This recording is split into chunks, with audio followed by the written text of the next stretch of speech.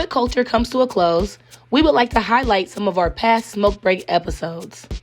First up is Raven, Certified Financial Counselor of Simone Accounting Services.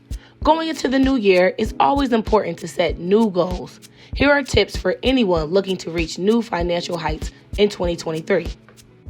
Some tips I can give to anyone looking to save or invest. The first thing is financial literacy. So either take a quick course or read a quick book. It doesn't have to be costly to just make sure you understand the basics, right? And then when you're starting to save, make sure you understand your money and your money situation. So knowing what's coming in your home and what's actually going out of your home down to the penny, right? A lot of times we like to round up, right? But if Netflix is $9.99, you need to put $9.99 and not $10 in your budget, because you want to account for every single penny going in and out your home. And then after you figure out all of that, you can now see what you actually have available to start saving. And you can fund your emergency fund, you can fund vacations or a big purchase fund, and then you can also start investing. With investing, I do say knowledge is key, and to start very slow. I wanted to get into financial coaching because I was in debt myself. I actually paid off $220,000 of debt in 18 months. And so after almost being homeless because I couldn't get approved for an apartment, I was like, okay, I need to do something. And that is why I also became a financial therapist, because a lot of times people say, well, if we know better, we'll do better. And that's not true. Because if you know, in my introduction, I'm a CPA, I'm a financial counselor, and I was still in debt. It's either one of two things. Either we are really horrible with money and we have no type of financial literacy at all, or we're actually afraid of money. So that comes to, a lot of Black women now are entrepreneurs. They're making 6-7 figures, as well as the men. And then some of them are just I'm just afraid to do anything with it.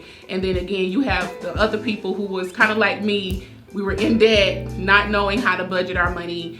So it's just one of the other. Many times, smoking is passed down from generation to generation. In this clip, Morgan Owens reflects on her own family members that were smokers and the mark that tobacco has had on our culture. Growing up in North Avondale, I always remember the billboard near MLK of Camel, and he had an urban, jazz type of R&B look.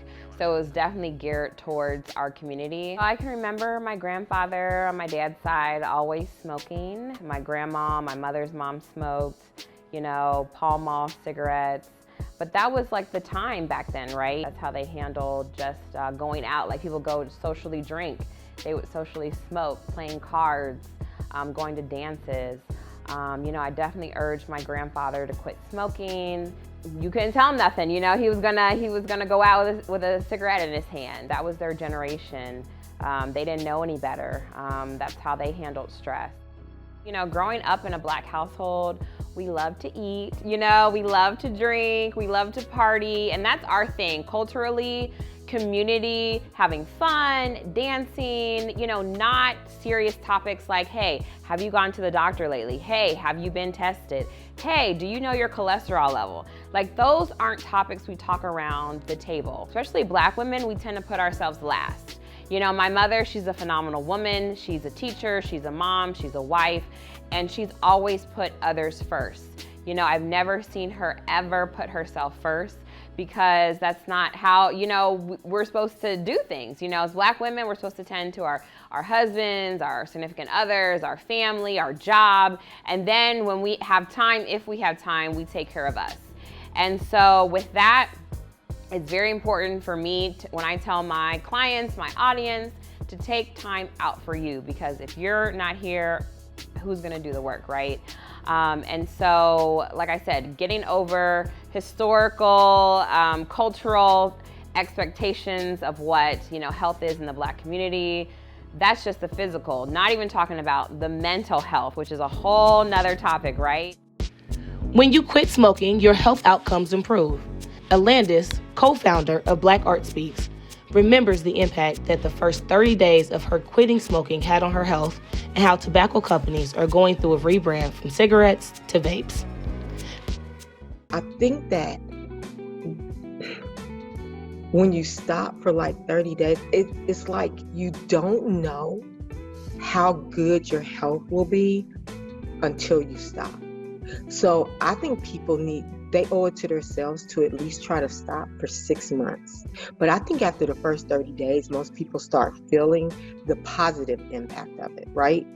So outside of the fact it costs too much to smoke, there's not a lot of places where you can smoke, even outside these days. It smells. So you really do smell when you smoke, right? And it messes up your teeth. And there's just all kinds of reasons not to do it. And then when you think of vaping, where a lot of people think that's okay, well, vaping can kill you, right? So the impact of that is even worse. That's the only thing I think is a little fearful, is because a lot of people have decided that vaping isn't really smoking a cigarette, when it's worse to me. And then the hookah. I've traveled a lot, and I used to go to India all the time. It's my first time introduced to hookah, and I'm like, this is just tobacco.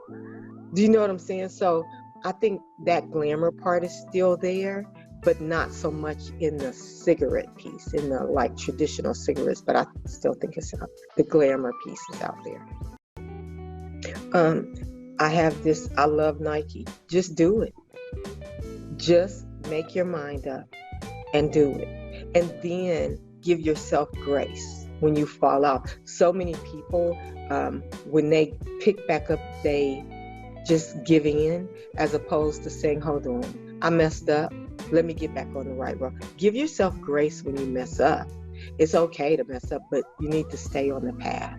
You really do.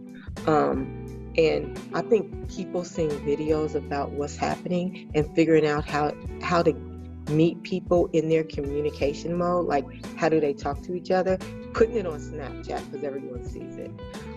Recently, there's a girl that was on TikTok that actually decided she was going to quit smoking weed. And she's like 20 something. And she has been showing everyone her journey, how healthy she feels, how she's back to running. Do you know what I'm saying? Like promoting things that way and making sure we're communicating in the way that shows up for especially the younger folks. Quit Culture is all about our community. Here are some words from our influencers, Lawrence Kane, and the owners of Building Better Futures. What's going on? It's your boy Lawrence Kane Jr., one of the Quit Culture partners, and I just want to send a couple words of encouragement to you all. Number one, make sure you take it one day at a time. And number two, celebrate the small wins. Take care.